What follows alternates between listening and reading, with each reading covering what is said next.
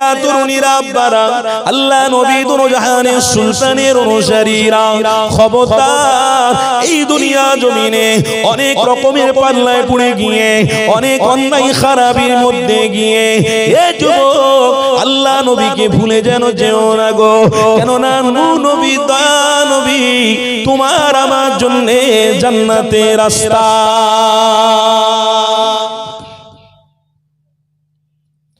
এ যুবকেরা, এ মানবীর দিওয়ানারা, আল্লাহ নবী দিন দুনিয়ার বাদশা হাবিবুল্লাহকে আল্লাহ জান্নাতের সার্টিফিকেট বানিয়েছে। আমার আপনার নবীকে আল্লাহ হকের জন্য পাঠিয়েছে। এ নবীর গোলাম মনে রেখে দিও, আমার রাসূলুল্লাহ বিহীন জান্নাতে যাওয়া যাবে না, আমার রাসূল বিহীন নাজাত পাওয়া যাবে না, আমার রাসূল বিহীন কামিয়াবি হওয়া যাবে না। এই দুনিয়ায় যাই করো না কেন, আমার নবীর পরিচয়টা আপনাকে দিতেই হবে।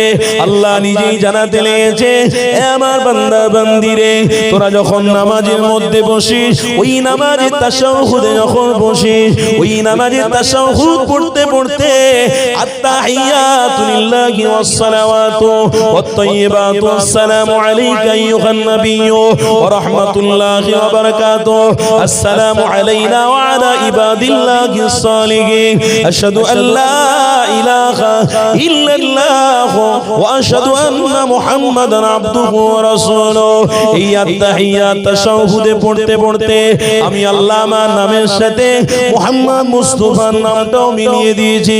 হে দুনিয়ার মানুষরে, আমি আল্লাহ আমার নামের সাথে রাসূলুল্লাহ নামটাও মিলিয়ে দিয়েছি। কেন আমার হাবিবকে আমি আল্লাহ তোমার আমার জন্য স্পেশাল করে পাঠানো হয়েছে। স্পেশাল কিসের জন্য? দুনিয়ায় বাঁচতে গেলে আমার নবীর অনুসারী হয়ে চলবে। এই দুনিয়া ছেড়ে যখন কবরে যাবে, সেই দিনে যে আমার হাবিবকে দেখানো হবে, ওই হাবিবকে তোমরা চিনে নেবে। কাল কিয়ামতের দিনে হাবিবের অনুসারীদেরকে আমি আল্লাহর আরশের ছায়া দিয়ে নাজাত দিয়ে দেবো। আমি আল্লাহ তীর ব্যবস্থা করে দেবো, ফুলসিরাতের রাস্তা পার করিয়ে দেবো। মিজানে দাঁড়ি পাল্লার সামনে আমার হাবিবের অনুসারীদের আমি আল্লাহ নাজাত দিতে থাকবো।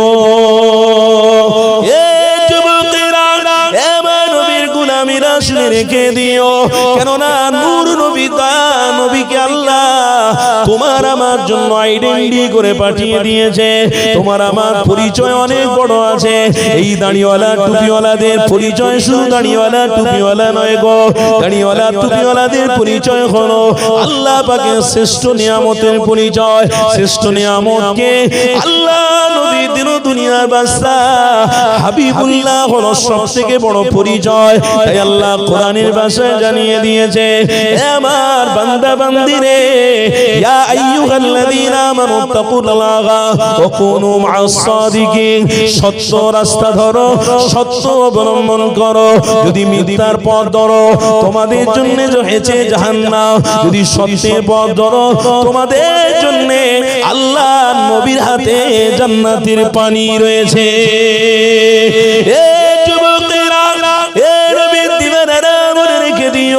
আল্লাহ নবী দিন দুনিয়ার বাদশা হাবিবুল্লাহর বিষয়ে আল্লাহ সূরা কাউসারে জানাতে লেগেছে, এ দুনিয়ার মানুষের আমি আল্লাহ সূরা কাউসারের মধ্যে স্পষ্ট বার্তা দিয়ে ফেলেছি।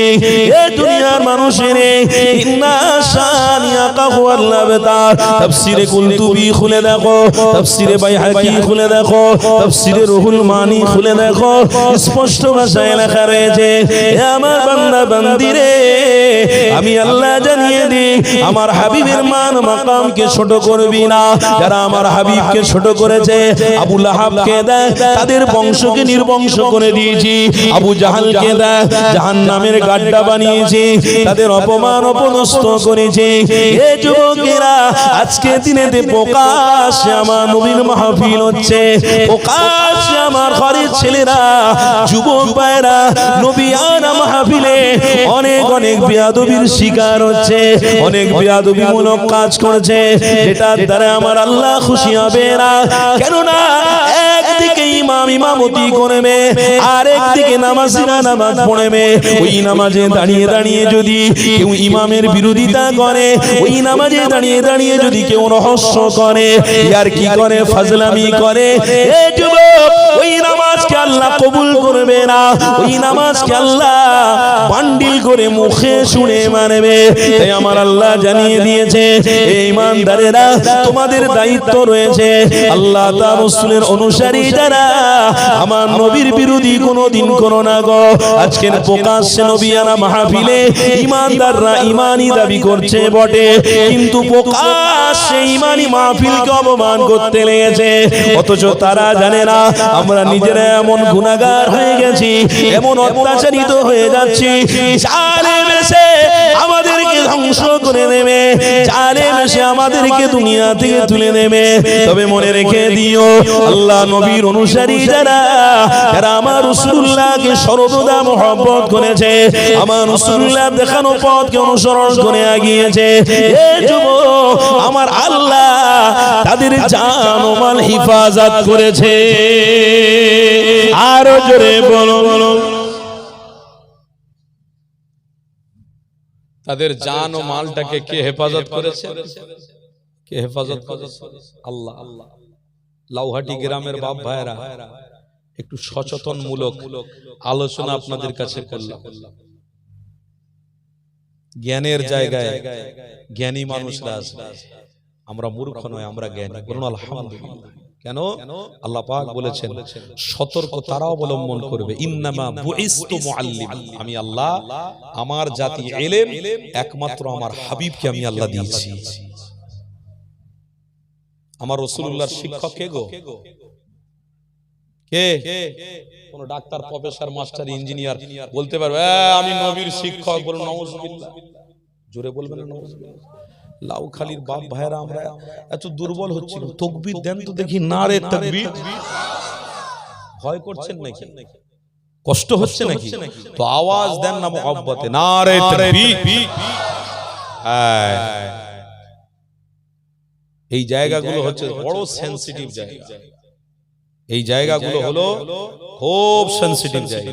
এই জায়গার মানুষ আপনারা, ঈমান আপনাদের মাঝাতে, আপনাদের আইডেন্টি পরিচয় আল্লাহ দিয়েছে কি? মুসলমান। মুসলমান হতে গেলে, মুসলমানের পথ ধরতে গেলে মুস্তাফা জানে রহমতের প্রকৃত পক্ষে অনুসারী হয়ে চলতে হবে। আল্লাহ পাক নিজে বলেছেন, আমি আমার হাবিবকে আমি জাতি ইলম দিয়েছি, আমার ইলমটা দিয়েছি। কি ইলম? আমার নবী যেখানে যেখানে গেছে সেখানে সেখানে আল্লাহ কোরআনের আয়াত নাজিল করেছে। এই দুনিয়ার কোন মানুষের লেখা যদি কিতাব হতো, তাহলে দুনিয়ার মানুষরা বলতো এটা আমি দিয়েছি বলে নবী বলেছে, আমি লিখে দিয়েছিলাম তাই নবী মুখে মুখে বলেছে। না না না, আমার আল্লাহ বলেছে, হাবিব চিন্তা করো না, আমি আল্লাহ তোমার পাশে আছি। আমার নবীকে আল্লাহ কুরাইশ বংশ থেকে পাঠিয়েছে, তাই তো নাকি? কোন বংশ? কুরাইশ বংশ।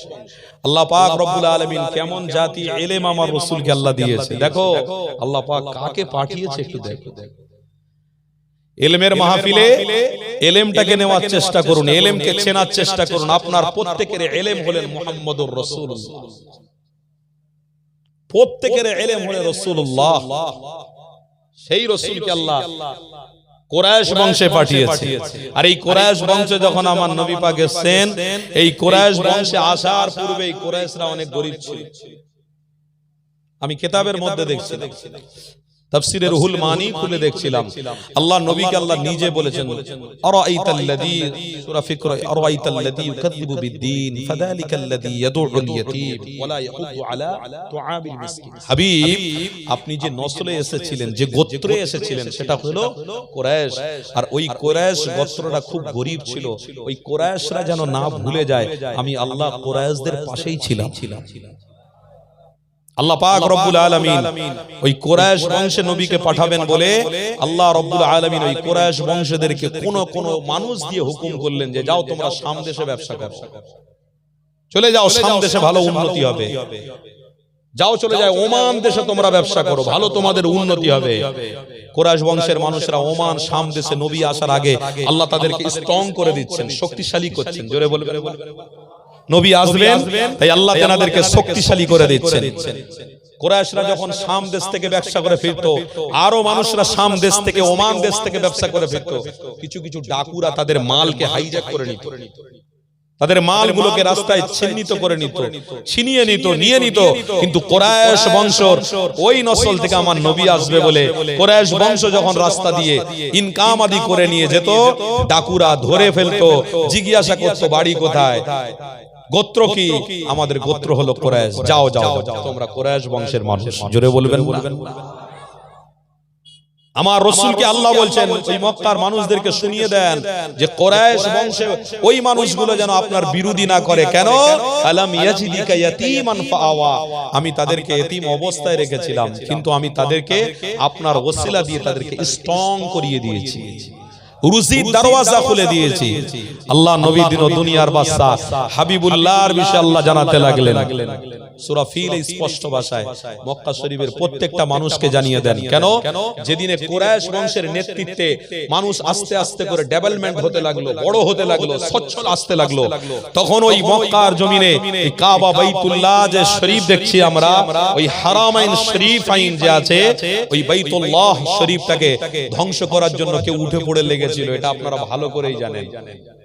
একজন রাজা, সে বলেছে সব সময় একজনের দাদাগিরি চলবে, এই সব দাদাগিরি আমরা কেড়ে নেব বলে তারা গিয়েছিল, গিয়ে আল্লাহ পাক রব্বুল আলামিনের কাবা বাইতুল্লাহ ঘরটাকে চুরমার করে দেবে, মাটির সঙ্গে মিশিয়ে দেবে। আল্লাহ আমার রাসূলকে বলেছিলেন, হাবিব আপনি মক্কার প্রত্যেকটা মানুষকে বলুন, আপনি মক্কার প্রত্যেকটা শিক্ষিত মানুষকে বলুন, আমি আল্লাহ এই কাবা বাইতুল্লাহ শরীফের কিবলা বানিয়ে আমি আল্লাহ আপনার ইমামতিতে, আমি আল্লাহ আপনার উম্মতীদেরকে এই বাইতুল্লাহ শরীফটাকে কুরাইশ বংশে নয় সারা পৃথিবীর মানুষের জন্য হাদিয়া করে এরা যেন ভুলে না যায়।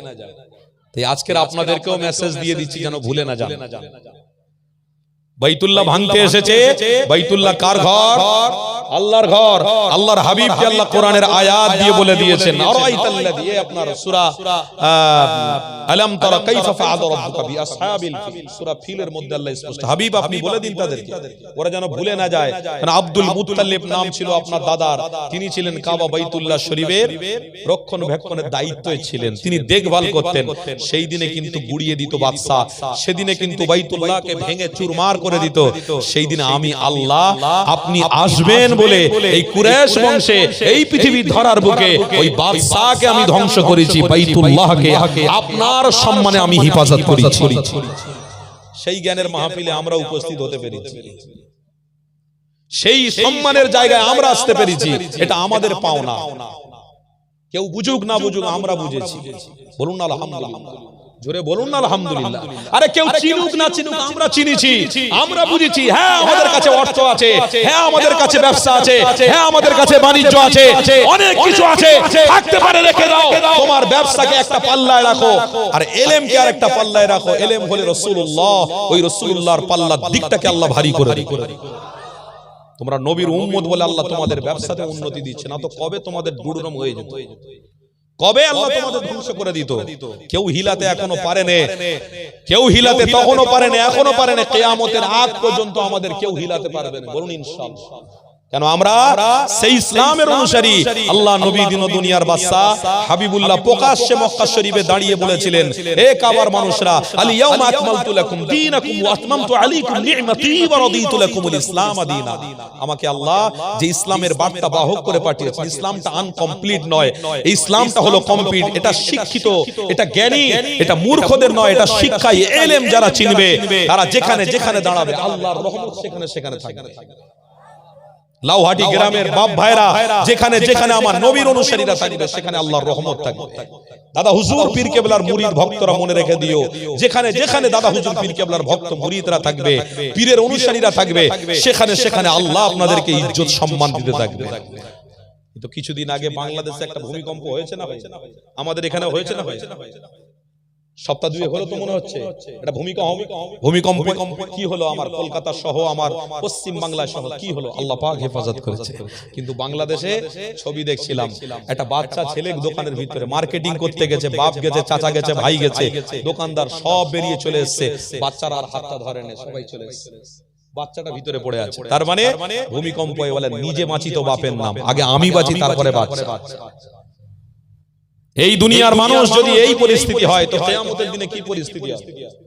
কি গো শুনছেন না শোনেন না? এই দুনিয়ার মানুষ যদি দুনিয়ায় সামান্য একটা ভূমিকম্প দিয়ে এই পরিস্থিতি আল্লাহ করান, তাহলে কিয়ামতের দিনে কি পরিস্থিতি হবে? বাচ্চা ছেলে, সে তো মাসুম বাচ্চা, সে জানে না ভূমিকম্প কি হচ্ছে। আপনি যখন ভিতরের মধ্যে আছেন সবাই মিলে আসার সময় বাচ্চাটাকে কোলে করে নিয়ে আসুন না। হাদিসের মধ্যে আছে কিয়ামতের দিনে, যেদিন কিয়ামত হবে দুনিয়া আকাশগুলো ভেঙে পড়বে। ইদা সুলসিলাতিল আরদু সিলসালাহা ওয়া আখরাজাতিল আরদু আসকালাহা ওয়া ক্বালাল ইনসানু মা। তাফসীরে কুলতুবীর মধ্যে লেখা আছে, স্পষ্ট ভাষায় আল্লাহ বলছেন, গর্ভবতী মায়েরা ভুলে যাবে যে আমার পেটে বাচ্চা আছে। তাফসীরক লিখছেন, গর্ভবতী মায়েরা ভুলে যাবে আমার পেটে বাচ্চা আছে, তারা ইয়া নফসি করে ছুটতে থাকবে। কি হলো আকাশের আজকে? কি হলো এরকম? জমিন ফাটল ধরছে কেন? জমিন ফেটে যাচ্ছে কেন? জমিনে আছাড় খেয়ে সব করছে কেন? কি হলো? সব টলমল হচ্ছে। আল্লাহ আগে থেকেই আমার নবীকে দিয়ে ইলম শিক্ষা দিয়েছেন। সবথেকে বিশ্বের সেরা ইলম হলো মুহাম্মদ রাসূলুল্লাহ। সেই ইলম দিয়ে আল্লাহ আপনাকে আমাকে আগে থেকে সজাগ করে দিয়েছে যে সামান্য ভূমিকম্পে যদি একটা বাচ্চা ছেলেকে মা ভুলে যায়, ভাই ভুলে যায়, তার বাপ যদি ভুলে যায় যে বাপ ছেলেকে ভালোবাসার দরকার ছিল, তাহলে মনে রাখবেন সব কিন্তু পৃথিবীতে স্বার্থ। নবীর গোলামরা মনে রেখে দিও, আল্লাহ নবী তোমার আমার জন্য কোনো স্বার্থ নেই। আল্লাহ নবী তোমার আমার জন্য ঈমান, আল্লাহ নবী তোমার আমার জন্য জান্নাত। কেন নবী বলেছে আমার প্রত্যেকটা উম্মতকে আমি নবী জান্নাতে নিয়ে যাব। আর সেই রাসূলকে আজ আমরা ভুলে বসে আছি। সেই ইলমের জায়গাগুলোকে প্রকাশ্যে আমরা অপমান করছি, সেই ইলমের জায়গাগুলোকে প্রকাশ্যে আমরা অপমান করছি। আল্লাহ আমাদের হেফাজত করুন, বলুন আল্লাহুম্মা। আমার বাপ ভাইয়েরা, ভূমিকা টানতে টানতে অনেক বেশি হয়ে যাচ্ছে। ভূমিকা টানার নয়, আমাকে মেন জায়গায় নিয়ে যেতে হবে। তাহলে দুনিয়ায় যদি এই রকম পরিস্থিতি হয়, কিন্তু আলহামদুলিল্লাহ আমার পশ্চিম বাংলাতে এই জমিন, পশ্চিম বাংলার মাটি দাদা হুজুর পীর কেবলার ঘাটি। জোরে বলবেন না? এই পশ্চিম বাংলার মাটি দাদা হুজুরের ঘাটি। আজ বাংলাদেশে দেখুন না, দাড়িওয়ালা ছেড়াছেড়ি হচ্ছে না, হয় না? দাড়িওয়ালা মারামারি হচ্ছে প্রকাশ্যে, মাহফিলে মারামারি হচ্ছে, মাহফিলের বাইরে মারামারি হচ্ছে। দাড়িওয়ালাদের মনোভাব ভালো নয়, মন মানসিকতা ভালো নয়, মারামারি হচ্ছে, কাটাকাটি হচ্ছে, ফিতনা ফেসাদ হচ্ছে। আলহামদুলিল্লাহ আমার পশ্চিম বাংলার মাটি সম্প্রীতির মাটি, ভালোবাসার মাটি, ঐক্যর মাটি। এই সম্প্রীতির মাটি দাদা হুজুর পীর কেবলার ঘাটি। দাদা হুজুর পীর কেবলার ভক্ত মুরিদরা মনে রেখে দিও, আল্লাহর হক ওলি শুয়ে আছে বলে দাদা হুজুর পীর কেবলার পীর সুফি ফাতে আলী রহমাতুল্লাহ আলাইহি এই মাটির জমিনে রয়েছেন বলে, দাদা হুজুর পীর কেবলার বড় খলিফা আল্লামা রুহুল আমিন রয়েছেন বলে, দাদা হুজুর পীর কেবলার খলিফা আব্দুল মাহমুদ ফারুকী রহমাতুল্লাহ আলাইহি আছেন বলে, দাদা হুজুর পীর কেবলার খলিফা আব্দুল মুমিন সুব রহমাতুল্লাহ আলাইহি আছেন বলে এই পশ্চিম বাংলার মাটিটাকে আল্লাহ এখনো পর্যন্ত রহমত দিয়ে ছেয়ে রেখেছে। রমজান মাসে ভূমিকা দেখেছি আমরা, ভূমিকম্প। রমজান মাসের শেষ জুম্মাতে একটা ভূমিকম্প হয়েছে। ওই ভূমিকম্পতে কেউ বলতে পারবে না যে ক্ষয়ক্ষতি হয়েছে। আর এই রকম ভাবে যারা ইলমকে ধরেছে, আল্লাহ তাদের ইজ্জতকে, সম্মানকে বাড়িয়েছে। আমরা আজকে সেই ইলমকে চিনতে এসেছি। ইলম হলো আল্লাহর নবী, দিন দুনিয়ার বাদশা। জোরে বলবেন না? ওই ইলমের মাহফিলে এসে আমাদের কপালটাকে আমরা, তাকদীরটাকে আমরা বড় করেছি। কোন নবী? যে নবী আল্লাহর নবী কুরাইশ বংশে এসেছেন। আল্লাহ পাক কুরাইশ বংশের মর্যাদা বাড়িয়েছিলেন, আল্লাহ পাক কুরাইশ বংশের সম্মানকে আল্লাহ বাড়িয়েছিলেন। ওই কুরাইশ বংশে আমার নবী পাক এসেছিলেন। আল্লাহ পাক কুরাইশ বংশেতে আল্লাহ নবীকেও দিলেন এবং কাবা বাইতুল্লাহ বেঈমানদের হাত থেকে আল্লাহ হেফাজত করেছিলেন। আল্লাহ নবী কোন বংশে এসেছেন? কুরাইশ বংশে। আর কোন বংশে? আমার দাদা হুজুর এসেছেন, তিনিও কুরাইশ বংশে। কি গো শুনছেন না? কোন বংশে? দাদা হুজুর পীর কেবলা কুরাইশ বংশে এসেছেন। এই কুরাইশ বংশের আওলাদদেরকে আমরা ভালোবাসি, মহব্বত করি। দাদা হুজুর পীর কেবলার মাজারে গিয়ে আজও পর্যন্ত আমার বাচ্চা যারা জিয়ারত করে, আমরা গিয়ে জিয়ারত করি। ছোট বাচ্চাদের নিয়ে আমরা জিয়ারত করি। কেন? দাদা হুজুর পীর কেবলার দরবারে গেলে আল্লাহর ওলিদের রুহানি দোয়া পাওয়া যায়, নেক নজর পাওয়া যায়, নেক ফায়েজ পাওয়া যায়। কেন? ইনি এলিতেলি পীর নয়, ইনি হলেন কুরাইশ বংশের ব্যক্তি। আল্লাহ নবী দিন দুনিয়ার বাদশা যখন ইসরিফে চলে গেলেন, মদিনা শরীফে চলে গেলেন, যেটা ভাইরাস জায়গা, যে যায় সে মরে যায়। ইসরিফে আমার নবীকে আল্লাহ মক্কা শরীফ থেকে মদিনা শরীফে পাঠানো হলো। যে ইসরিফে আল্লাহ নবী দোনো জাহানের সুলতানকে পাঠানো হলো, সোনার মদিনা শরীফ নাম হয়ে গেল। জোরে বলবেন না? ওই মদিনা শরীফে আল্লাহ পাক বলেন, আমার হাবিবের কদমের ছোঁয়ার ওসিলাতে সারা পৃথিবীর মানুষের জন্য একটা আমি নিয়ামত দেব, সেটা হলো রিয়াজুল জান্নাত। জোরে বলবেন না? এই রিয়াজুল জান্নাতে যে 2 রাকাত নামাজ পড়বে আমি আল্লাহ বলছি সে জান্নাতেই নামাজ পড়বে। হাজী সাহেবরা গেছে মদিনা শরীফ ছেড়ে আসতে চোখের পানি ফেলতে হয়, মদিনা শরীফ ছেড়ে আসতে চায় না, মন চায় না যে মদিনা নবীর জমিন ছেড়ে চলে যাব। আরে কি এলেম আল্লাহ আমার নবীকে দিয়েছিলেন, যে এলেমের মায়াতে নবীর গোলামরা বারে বারে দিদার পায়, নবীকে দেখে, আর জাহান্নামের আগুন তাদের জন্য হারাম হয়ে যায়। আল্লাহ নবী সেই ইয়াসরিফে গেলেন, ইয়াসরিফে গিয়ে মনটা বড় খারাপ। আমার নবীর মন খারাপ হলে আমার আল্লাহ বড় কষ্ট পায়, আমার আল্লাহ বড় দুঃখ পায়। আমার নবীর মন খুশি করার জন্য বলছেন, হ্যাঁ আমার হাবিব কি চিন্তা করছেন, কি ভাবছেন? আপনি চিন্তা করবেন না, সব নবীদের থেকে আপনাকে আমি সব থেকে বেশি এলেম দিয়েছি। জোরে বলবেন, সব থেকে বেশি মূল্যবান বানিয়েছি। ফুলের মধ্যে গোলাপ ফুল যেমন মূল্যবান, তেমনি সব নবীদের মধ্য থেকে আল্লাহর নবীকে সর্বশ্রেষ্ঠ এলেম আল্লাহ দান করেছেন। ওই এলেমের বিষয়ে আমার আল্লাহ বলছেন, হাবিব আপনার মন খারাপ হওয়ার কোনো দরকার নেই, চিন্তা করবেন না, আপনি সব নবীদের থেকে আলাদা। সব নবীরা মসজিদে আকসার জন্য কিবলা ছিল, সব নবীদের মসজিদে আকসা কিবলা ছিল, আপনার জন্য মসজিদে আকসা কিবলা নয়, আপনার জন্য বাইতুল্লাহকে আমি কিবলা বানিয়ে সেই নবী সেই এলেম আল্লাহ পাক আমাকে আপনাকে দিয়েছে। মন খারাপ করছেন নাকি? মনে শান্তি পাচ্ছেন না? মনে একটা তৃপ্তি হচ্ছে না যে সেই এলেমের মাহফিলে আসতে পেরেছি?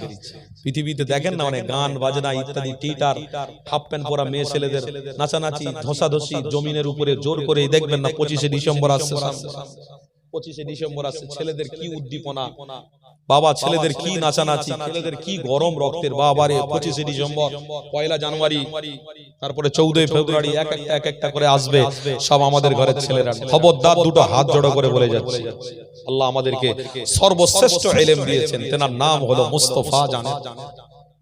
আল্লাহ নবীকে আল্লাহ দান করেছেন। আমরা ওই রাস্তার অনুসারী নয়, যে যা করছে করবে যাক, কিন্তু প্রত্যেককে রেসপেক্ট করব, সম্মান করব, নীতিটাকে ঠিক রাখি। কি গো, আমার আপনার নীতি ঠিক রাখতে হবে না? হবে না? আমার আপনার নীতি আল্লাহর নবীর দেখানো নীতি। জোরে বলবেন, এটা দুনিয়ার কোন মানুষের দেখানো নীতি নয়, আল্লাহর নবীর দেখানো নীতি। আল্লাহ নবী গোলামীরা, এ নবীর দিওয়ানারা, তাহলে আপনাদেরকে মনে রাখতে হবে আল্লাহ নবীকে কোনোদিন ভোলা যাবে না, আমার রাসূলুল্লাহকে কোনোদিন ছাড়া যাবে না। কেননা নূর নবী তোমার আমার জন্য জান্নাত। আরো একটু জোরে বলবেন। এ যুবকেরা, আমার নবীর দিওয়ানারা, আসেন আর একটু আলোচনার দিকে যাই। আল্লাহর একটা ওলির কথা মনে পড়ে গেল, এই ওলির কথা আপনাদেরকে শুনিয়ে দিই। আল্লাহ নবী দিন দুনিয়ার বাদশা, হাবিবের পাগল, এমন করে পিরানি পীর গাউসুল আজম বড় পীর আব্দুল কাদের জিলানী, তিনি আমার রাসূলের মস্ত বড় গোলাম ছিল, তিনি আমার আল্লাহ পাকের সবথেকে বড় প্রিয় আল্লাহর ওলি ছিল। এই গাউসুল আজম যিনি আমার নবীর অনুসারী হয়ে ওই বাগদাদের জমিনে দাঁড়িয়ে দাঁড়িয়ে প্রকাশ্যে মুরিদ করতে লাগলেন, মুরিদ করাতে লাগলেন, আমার নবী পাকের দেখানো পথকে অনুসরণ করাতে লাগলেন। এই যুবকেরা, তরুণীরা, এই গাউসুল আজমের অনুসারী আল্লাহ নবীর গোলামরা ওই গাউসুল আজমকে পেয়ে সর্বশ্রেষ্ঠ প্রেম হাসিল করেছিল, আল্লাহ নবীর পরিচয়টা লাভ করেছিল। এই গাউসুল আজম পিরানে পীরকে পেয়ে তারা আনন্দ করতে লেগেছিল। আরে আমাদের মধ্যে এমন একটা পীর আল্লাহ দিয়েছে, যিনার হাতের রশিলায় আল্লাহ নবীর দিদার হয়ে থাকে।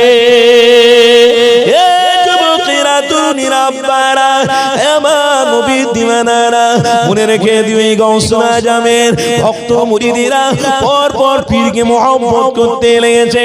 ওই গাউসুল আজম যখন মাহফিলে ওয়াজ নসিহত করতেন, ওই গাউসুল আজমের ভক্ত মুরিদিরা সবাই বসে বসে ওয়াজ শুনতে শুনতে চোখের পানি ফেলতে লাগতো। এ যুবকেরা, আল্লাহ নবীর কথাবার্তা যখনই হতো, নবীর গোলামদের চোখ দিয়ে টপ টপ করে পানি পড়তো। একটা হাদিস একটা কথা আমার মনে পড়ে গেল। ওই গৌসুল আজম লক্ষাধিক মানুষকে নিয়ে ইলমকে চেনাতে লেগেছে, আমার রাসূলকে চেনাতে লেগেছে, আল্লাহ নবীর বিষয়ে আলোচনা করতে লেগেছে। ওই মাহফিলে একজন ব্যক্তি ছিল, তিনার নাম ছিল আব্বাস। হযরতে আব্বাস বলতে লেগেছে, ও আমাদের পীর গৌসুল আজম, আজকের মাহফিলটার তাৎপর্য আলাদা ছিল। গৌসুল আজমকে জিজ্ঞাসা করতেছিল, আমাদের পীর ও মুর্শিদ, আজকের মাহফিলে যতজন বসেছিল চোখ দিয়ে সকলের পানি টপ টপ করে পড়তে লেগেছিল। গৌসুল আজম বলতে লেগেছিল, এ বাবা আব্বাস শুনে রেখে দে, আজকে দিনে যে ইলমের কথা বলছিলাম ওই ইলম রাসূলুল্লাহকে আল্লাহ হাজির করিয়ে দিয়েছিল। আরো জোরে বলো, এ যুবকেরা তরুণীরা, দুনিয়ার এমন কোন জায়গা নেই, দুনিয়ার এমন কোন ড্যান্স হাঙ্গামা, দুনিয়ার এমন কোন ইবলিস শয়তানের চর্চা এর মধ্যে আমার নবী কোনদিন আসতে পারে না গো। আল্লাহ নবী হলেন এমন ইলম যেখানে আমার নবীর আলোচনা হবে, ওই জায়গায় ফেরেশতারা আসতে থাকে, রহমত নাজিল হতে থাকে।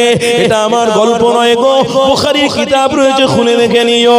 এই যুবকেরা সেই গৌসুল আজমের অনুসারীরা গৌসুল আজমকে নিয়ে ইলমের মাহফিল তারা দিত। গৌসুল আজমের ভক্ত মুরিদেরা এক তারিখে দাঁড়িয়ে সবাই আলোচনা শুরু করেছে, যা কিছু কিছু করে সবাই টাকা দাও, এই পয়সাগুলো নিয়ে গৌসুল আজম আমাদের পীর ও মুর্শিদকে দিয়ে একটা দোয়ার মাহফিল করব।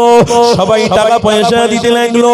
একজন বেগানা মানুষ, গায়ের মুসলমান মানুষ, ওই মানুষটা এসে নিজের গাঁটির টাকাটা নিয়ে ওই ভক্ত মুরিদদের কাছে দিয়ে বলল, কার নাম তুমি বলেছো, যার মুরিদ তোমরা, আমিও তেনাকে বড্ড ভালোবাসি। ওই সময় গৌসুল আজমের ভক্ত মুরিদরা বলতে লেগেছে, না না, আপনার অর্থ আমরা নেব না, কেননা আপনার অর্থ দিয়ে আমরা পাক মাহফিল করতে চাই না। আপনার অর্থ আপনি ফিরিয়ে নেন, আপনি গায়ের মুসলমান, আপনার অর্থ আমার চলবে না। ওই সময় গায়ের মুসলমান বানাতে লাগলেন। গৌসুল আজমের ভক্ত মুরিদেরা, আপনারা যে পীরের হাতে মুরিদ হয়ে গেছে, আমিও সেই পীরের হাতে, আর গায়ের মুসলমান নেই, আমি হাতে হাত দিয়ে ঈমান এনে নিয়েছি। এই যুবকেরা তরুণীরা আব্বারা অর্থটা নিয়ে তেনাকে দেওয়া হলো, সবাই ঈমানি মাহফিল কায়েম করা হলো। ওই গায়ের মুসলমান ব্যক্তিটা গৌসুল আজমের অনুসারীটা এমন করে পীরের মুরিদ হয়েছে, নিজে দরুদ শরীফ পড়া, তাসবিহ পড়ে, কালেমা তাসবিহ পড়ে, নিজে নিজে আল্লাহ আল্লাহ করে, নামাজ পড়ে, সিজদা করে। হঠাৎ করে ওই গৌসুল আজমের ভক্ত মুরিদটা দুনিয়া জমিন ছেড়ে চলে গেল। ইন্না লিল্লাহি ওয়া ইন্না ইলাইহি রাজিউন। আরে গ্রামের মানুষরা জানতো না ইনি ইমানদার ব্যক্তি। সবাই মিলে ধরাধরি করে, সবাই মিলে নিয়ে তিনাদের প্রথানতা অনুযায়ী কি আগুনের ব্যবস্থা করা হলো, ওই আগুনে তেনাকে রাখা হলো, আগুন জ্বালানো হলো।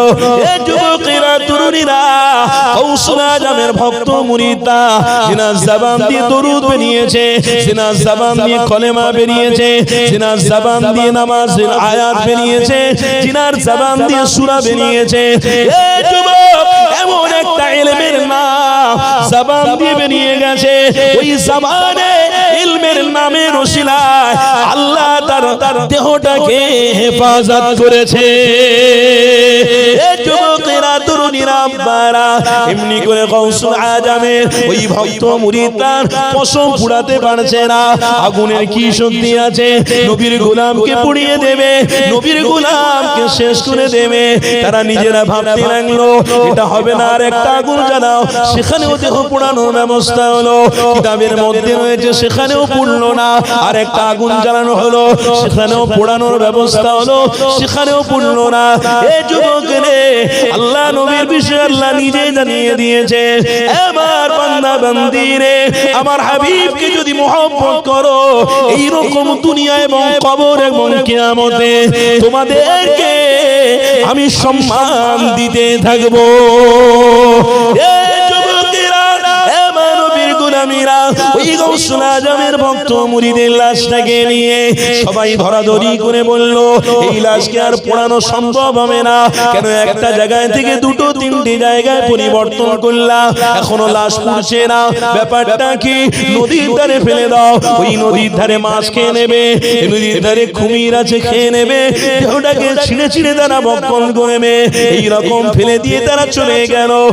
যুবকেরা, তরুণীরা, আব্বারা, গাউসুল আজমকে আল্লাহ এমন ইলমের অধিকার বানিয়েছিল, গাউসুল আজম চোখ বন্ধ করলে আল্লাহ তিনাকে চোখে দেখাতে লাগতেন তিনার ভক্তরা কেমন রয়েছে, তিনার ভক্তরা কি অবস্থার মধ্যে রয়েছে।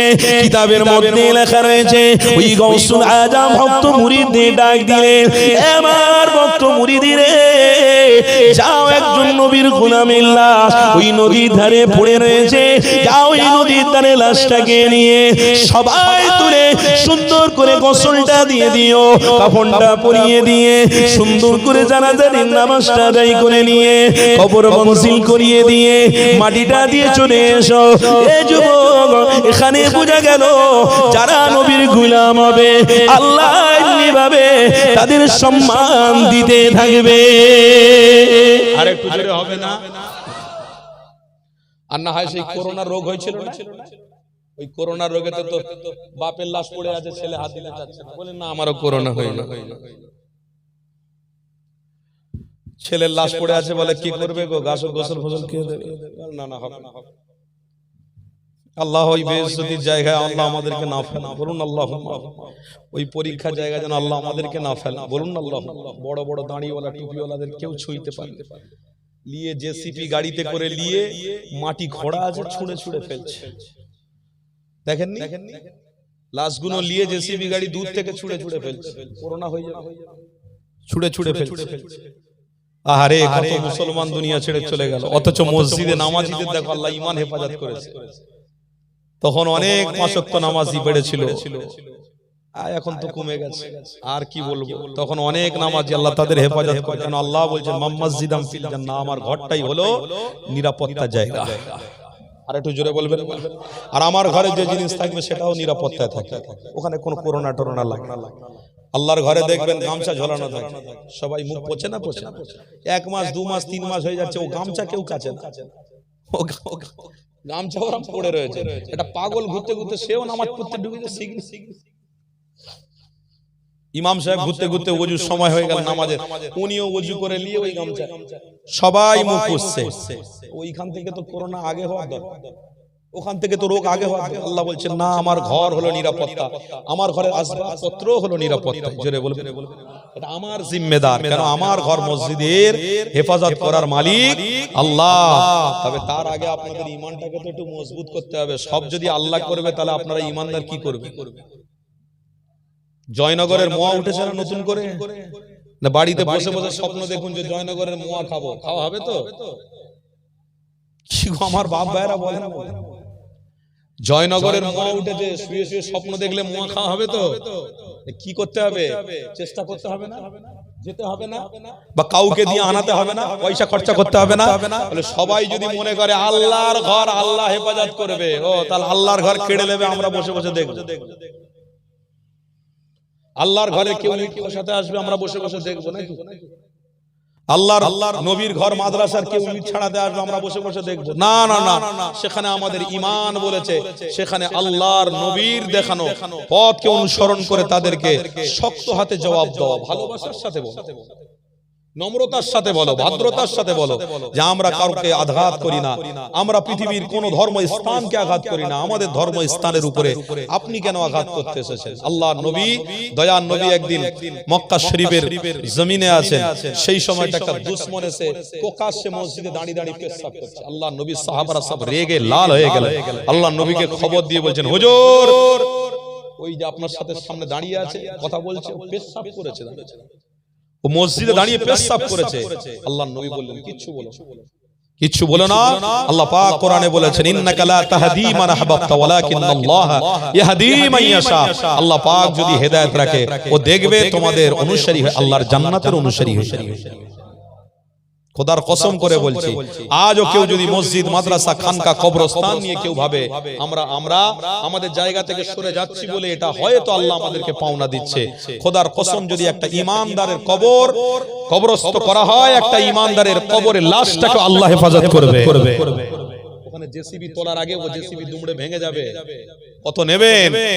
কত আল্লাহর ওলি, কত আল্লাহর ওলি বলবো। এই তো রিসেন্টলি কিছুদিন আগে একটা আল্লাহর ওলির দরবারে কিছু দুষ্কৃতী গিয়ে ওই যে বাক্স আছে মুক্ত হস্তে দান করো, ওই বাক্সতে গিয়ে বড় শাবল নিয়ে মেরে টাকাটাকে বার করে নেবে। ওই যেমন মেরেছে তেমনি থেকে গেছে। কুদরতে এলাহি তোমার কে বুঝিতে পারে? কুদরত আল্লাহর আছে না? কুদরতের খাজানায় কিছু কমতি আছে নাকি? বান্দা তুমি দেখতে পাও না, তুমি শুধু দেখো নিউ টাউন রাজারহাটে গাড়ি কত চলছে, নিউ টাউন রাজারহাটে কত হোটেল হয়েছে, নিউ টাউন রাজারহাটে কত অর্থ লুকিয়ে রয়েছে, কত বড় লোকরা বাস করে, কত পুলিশ অফিসাররা থাকে, ওটা দেখো। তুমি কুদরত দেখতে পাও না, তুমি কুদরত দেখতে পাও না। যাও একটা কুদরতে, আল্লাহ একটা জায়গায় পানি আবার নীল করেছে, আর একটা জায়গায় আবার পানি ব্লু করে দিয়েছে। বলুন না সুবহানাল্লাহ। কুদরত কি নেই? আল্লাহ পাক সব কুদরত দিয়েছে। ফজরের আজানের সময় মুয়াজ্জিন সাহেব এসেছে, মুয়াজ্জিন সাহেব এসে আজান দেবে, সেই সময় দেখে হয়তো মানুষ দাঁড়িয়েও থাকতে পারে, কিছু মনে করেনি। ফজরের নামাজ হয়েছে, সব মুসাল্লিরা বেরিয়ে গিয়ে ওই ব্যক্তিটাকে জিজ্ঞেস করলো, টপ টপ করে চোখ দিয়ে পানি পড়ছে, প্রকাশ্যে মোবাইলে দেখছিল, চোখ দিয়ে টপ টপ করে পানি পড়ছে। কিউ क्या हाल है, क्यों आए हो इधर? তখন বলছে मेरा हाल बहुत खराब, मैं जब से यहाँ पर ऐसे गुस्तागी किया हूँ तब से मैं ऐसे खड़ा हूँ, न टान के खींच के न ला सकता हूँ, न कुछ छुड़ा नहीं सकता हूँ, ऐसे ही रह गया। তখন ইমাম সাহেব হুজুর বললেন, দেখো বিয়াদবি করলে আল্লাহর ওলিদের সাথে আল্লাহ এরকম করে। আল্লাহ পাক তাদের জান, মাল, ইজ্জত, আবরুকে হেফাজত করে যারা নবী সবথেকে বড় ইলমের অনুসারী হয়ে থাকে। আর একটু জোরে বলবেন না? ওই মানুষটার গায়ে হাত দিলেন, ওই মানুষটা ছেড়ে চলে এলো। যাও এসে হরকত মত করো, অত সহজ নয়। আল্লাহ পাক আমার রাসূলকে সবথেকে বড় ইলম করেছেন, জান্নাতের সার্টিফিকেট করেছেন। জোরে বলবেন না? জান্নাতে যেতে গেলে নবীর প্রেম লাগবে, এটা জান্নাতের সার্টিফিকেট, এটা জান্নাতের সার্টিফিকেট। এই সার্টিফিকেটটাকে যদি অন্তরে রাখুন, নামাজ, রোজা, হজ, যাকাত অটোমেটিক চলে আসবে। আর কেউ যদি মনে করে নামাজ পড়ে জান্নাতে যাব, রোজা রেখে জান্নাতে যাব, হজ করে জান্নাতে যাব, তাহলে মনে রেখে দিও ওটাও অহংকারী হচ্ছে, ওটাও অহংকারী হচ্ছে, ওটা নয়। কিতাবের মধ্যে দেখছিলাম ইমাম মালিক বিন দিনার রাহমাতুল্লাহ আলাইহি, তিনি একজন অ্যালকোহল খাওয়া ব্যক্তি ছিলেন। আল্লাহ কোরআনে বলেছেন, ইন্নাকা লা তাহদি মান আহবাব ওয়ালাকিন্নাল্লাহ ইয়াহদি মান ইয়াশা। আর আমি আল্লাহ যাকে হেদায়েত দেব, তোরা কি করবি? ওই ব্যক্তিটাকে আল্লাহ ইমাম বানিয়েছে। জোরে বলবেন, ওলি বানিয়ে দিয়েছিলেন। সব থেকে বড় ইলমকে চেনার দরকার আছে আজকে। আমাদের আইডেন্টি, আমাদের সার্টিফিকেট সবকিছু আল্লাহ দিয়েছে। কে? আমাদের আইডেন্টি, আমাদের সার্টিফিকেট সবকিছু হলো মুস্তাফা জানে রহমত। জোরে বলবেন, একটু চিল্লা আওয়াজ দিয়ে বলবেন না? তাকবীর দেন না, নারে তাকবীর। না না, আস্তে আস্তে দুর্বল হয়ে যাচ্ছেন। আর একটু মহব্বতে দেখবো, দেখি আপনাদের আল্লাহর নামের প্রতি ভক্তি আছে না? সব শেষ হচ্ছে আস্তে আস্তে। নারে তাকবীর, এইবার ঠিক, নারে তাকবীর। মাসলাকে মুজাদ্দির জামান হিজবুল্লাহ আহলে সুন্নাত ওয়াল জামাআতের অনুসারীগণ, আহলে সুন্নাত ওয়াল জামাআতের অনুসারীগণ, দাদা পীরের হক সিলসিলা, নারে তাকবীর। আমার বাপ ভাইরা, আমার আলোচনা থেকে কষ্ট পাচ্ছেন নাকি? অসুবিধা হচ্ছে? আমি আলোচনা করছিলাম কোনটা? গৌসুল আজমের ভক্ত মুরিদকে আল্লাহ দাফন করার সুযোগ দিয়েছেন। বলুন আলহামদুলিল্লাহ। যে গৌসুল আজম বড় পীর সাহেবের মুরিদ হওয়ার নাতে, নবীকে মহব্বত করার নাতে আল্লাহ তাকে দাফন কাফনের ব্যবস্থা করেছে, ইজ্জত দিয়েছেন, সম্মান দিয়েছেন। অত ইজ্জু মান তাশা।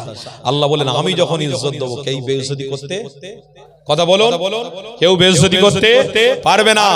বড় গৌসুল আজম বড় পীর আব্দুল কাদের জিলানী একদিন, দুদিন, 1 মাস, 2 মাস, 3 মাস, 1 বছর পরে তেনার ভক্ত মুরিদদেরকে নিয়ে তিনি রাস্তা দিয়ে যাচ্ছিলেন। শুনছেন না? শোনেন না? তেনার ভক্ত মুরিদদেরকে তিনি রাস্তা দিয়ে নিয়ে যাচ্ছিলেন। হঠাৎ করে যেতে যেতে ওই কবরস্থানের সামনে তিনি দাঁড়িয়ে গেলেন। ওই কবরস্থানের সামনে দাঁড়িয়ে তেনার ভক্ত মুরিদদেরকে বলছেন, বাবা ওই যে কবরটা দেখছেন, ওই যে কবরটা আছে, ওই কবরের মাটিটা একটু নিচে নেমে গেছে, ওই কবরের বাঁশগুলো একটু নিচে নেমে গেছে, একটু সোজা করে দাও। যাও, গৌসুল আজম বড় পীর সাহেব বলেছেন, তেনার ভক্ত মুরিদরা গিয়ে ওই কবরের বাঁশগুলোকে সোজা করতে যাচ্ছে। গৌসুল আজম বলেছিলেন, হে আমার ভক্ত মুরিদরা, আমি গৌসুল আজম নিজের চোখে দেখতে পাচ্ছি নবীর গোলামের লাশটা যেমন দাফন হয়েছিল আল্লাহ তেমনি রেখে দিয়েছে। আর একটু জোরে বলবেন না, আর একটু মহব্বতে বলবেন না।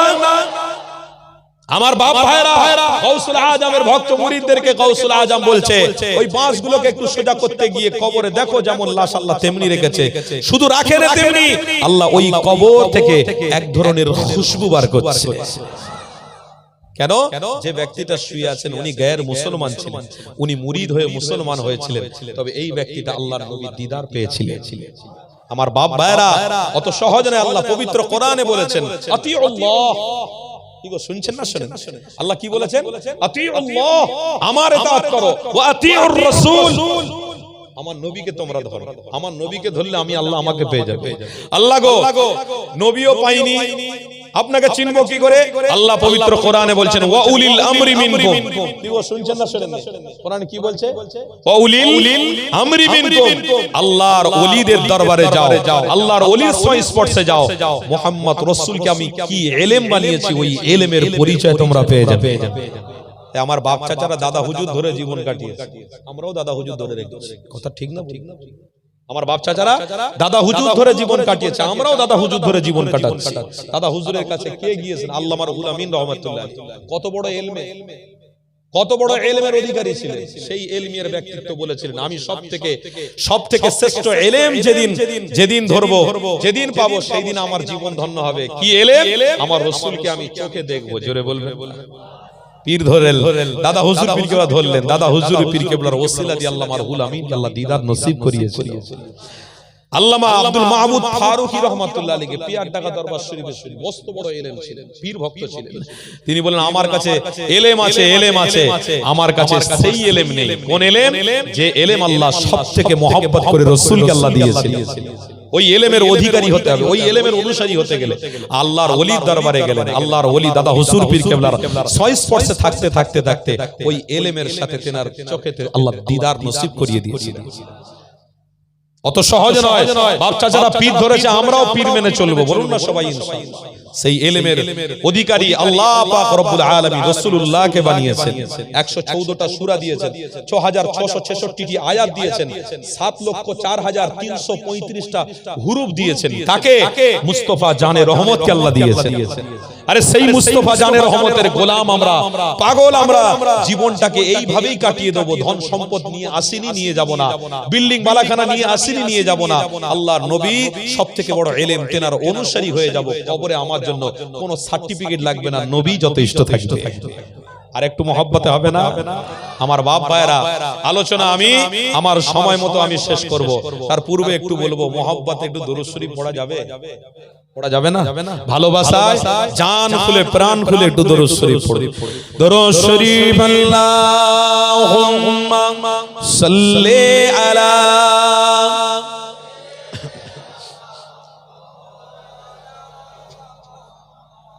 ওয়া আলা আলিহি মাওলানা। বলুন না সবাই সাল্লাল্লাহু তাআলা আলাইহি। আমার নবীর নামে একটা ছোট্ট করে তারানা বলবো, এতে আপনারা একটু মুখে মুখ লাগাবেন। আমার নবীর নাম যখন বলবো, আই লাভ মুহাম্মদ রাসূলুল্লাহ, আপনারা বলবেন আই লাভ মুহাম্মদ রাসূল। বলা যাবে তো নাকি? নবীর নাম নিতে গেলে কষ্ট হবে না তো?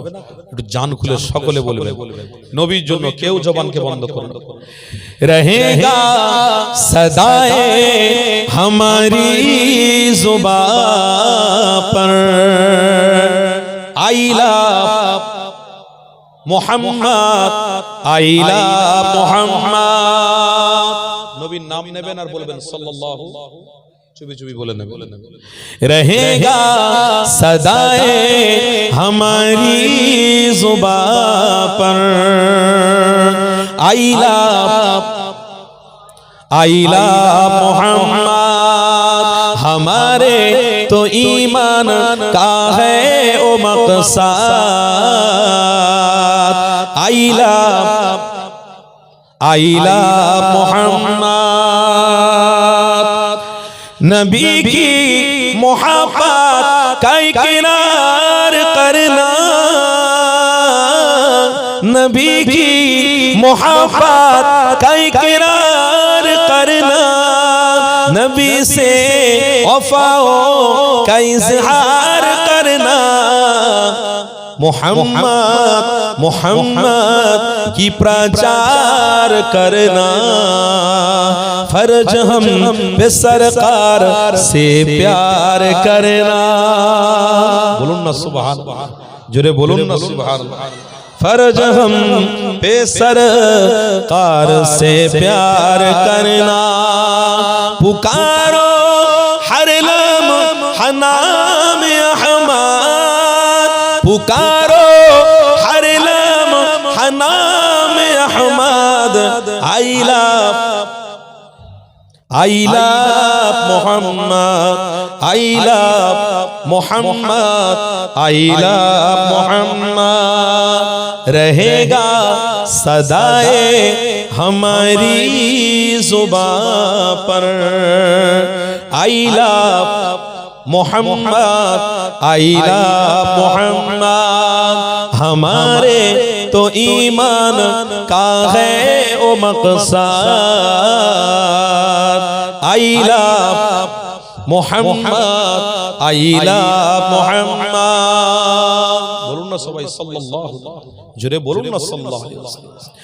के बूढ़े ज़बा और बच्चे भी बोले, के बूढ़े ज़बा और बच्चे भी बोले, फलक से उतर कर फरिश्ते भी बोले, बोलूं ना सुभान अल्लाह।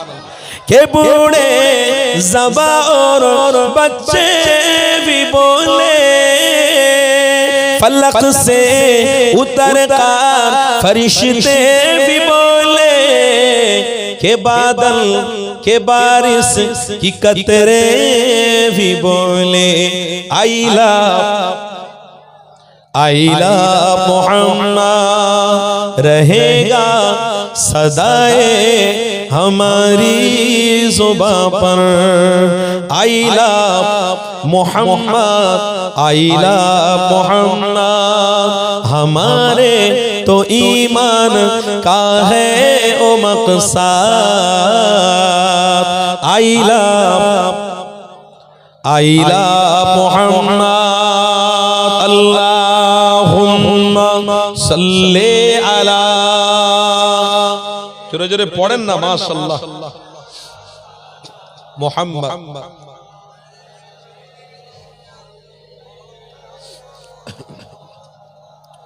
मौलाना। বলুন না সবাই সাল্লাল্লাহু তাআলা আলাইহি ওয়াসাল্লাম।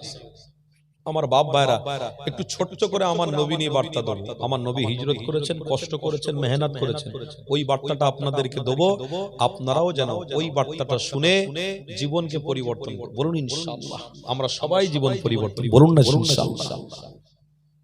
कभी भी हमसे हिजरत का सफर भूला न जाएगा, बोलो ना सुभान अल्लाह। कभी भी हमसे हिजरत का सफर भूला न जाएगा, कभी भी हमसे हिजरत का सफर भूला न जाएगा, अबू अय्यूब अंसारी का घर भूला न जाएगा। जोरे बोलবেন না সুবহানাল্লাহ।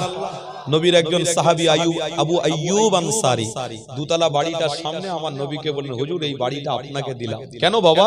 হুজুর এই বাড়ি আপনাকে দিলে জান্নাতে বাড়ি আমার হয়ে যাবে। নবীকে প্রেম করেছেন, ইলম চিনেছেন। আবু আইয়ুব আনসারী কা ঘর ভুলা না যায়েগা, कभी भी हमसे हिजरत का सफर भूला न जाएगा। জোরে বলুন না সুবহানাল্লাহ। একদম ছোট্ট করে এটা বলেই আমি আমার আলোচনার দিকে ফিরে যাব। शहादत हो गिलाखों की, शहादत हो गिलाखों की, हजारों मर के दिल उहुद की जंग में हम जागा जिगर भूला न जाएगा। উহুদের ময়দানে নবীর সৈনিক নক্ষত্র সাহাবী আমিরে হামজার সিনাকে আমরা এখনো পর্যন্ত ভুলবনি। বলুন না ইনশাআল্লাহ, জোরে বলুন না ইনশাআল্লাহ। उहुद की जंग में हम जागा जिगर भूला न जाएगा।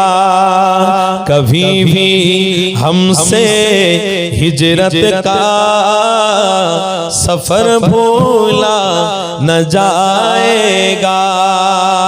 अबू अय्यूब अंसारी का घर भूला न जाएगा। रहेगा सदाए हमारी जुबां पर आइला आइला मोहम्मद। জোরে বলছেন না আপনারা, একটু জোরে মন খুলে বলুন না। বাপ নবীর নাম নিচ্ছেন, অসুবিধা কি আছে? সব জায়গা জমি ব্যবসা বাণিজ্য সবই তো আল্লাহ ঠিক রেখেছে, আল্লাহ ঠিক রাখবে, চিন্তা করতে হবে একটু মহব্বতে। रहेगा सदाए हमारी जुबां पर आइला आइला मोहम्मद। हमारे तो ईमान का है ओ मकसद। आइला आइला मोहम्मद।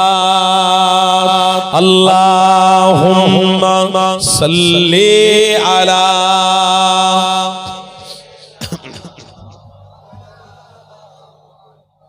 मौला सय्यिदना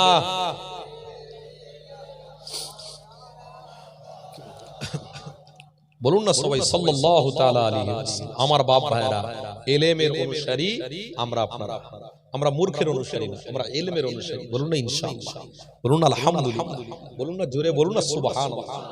আমরা ওই ইলমকে কোনোদিন ভুলব না, অন্তরে অন্তরে রেখে দেব। আল্লাহ নবী কি বললেন?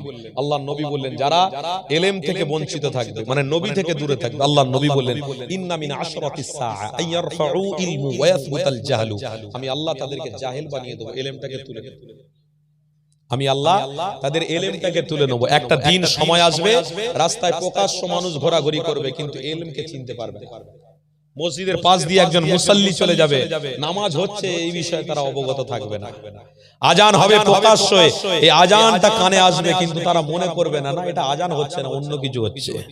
আল্লাহ যেন ওই দিন আমাদেরকে না দেন। বলুন আল্লাহুম্মা, জোরে বলুন আল্লাহুম্মা।